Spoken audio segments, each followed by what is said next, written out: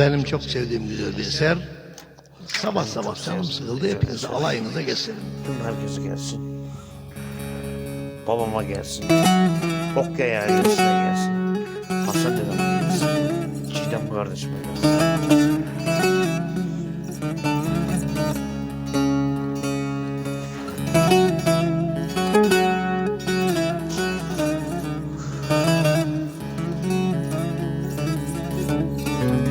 Tüm Okyay ailesine gelsin.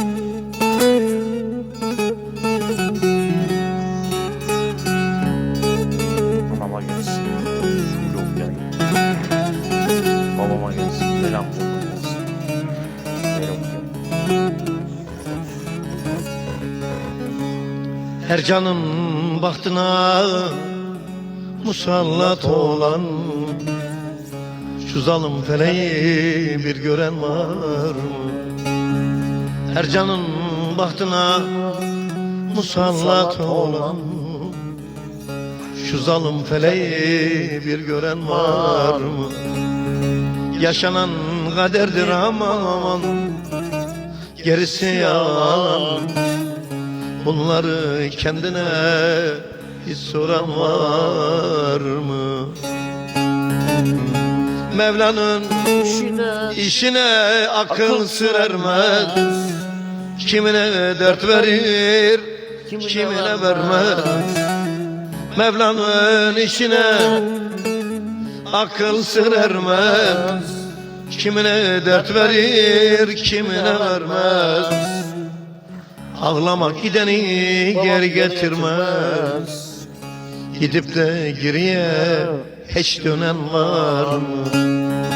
Ağlamak gideni geri getirmez. Gidip de geriye hiç dönen var mı? Okyay ailesine gitsin. Mehmet'in Okyay'ın Hakan babamın. Şule annama gitsin. Şule Okyay. Kız kardeşim Çiğdem Okyay. Tüm sevdiklerime gitsin. Sevenlerime.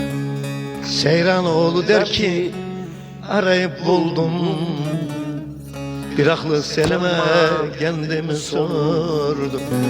Seyranoğlu der ki arayıp buldum, bir aklı selime kendimi sordum. Çiçeği burnunda çok ölen gördüm. Eceli gelmeden hiç ölen var mı?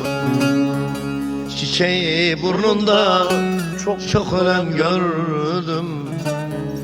Eceli gelmeden hiç ölen var mı? Mevla'nın işine akıl sır ermez. Kimine dert verir, kimine vermez.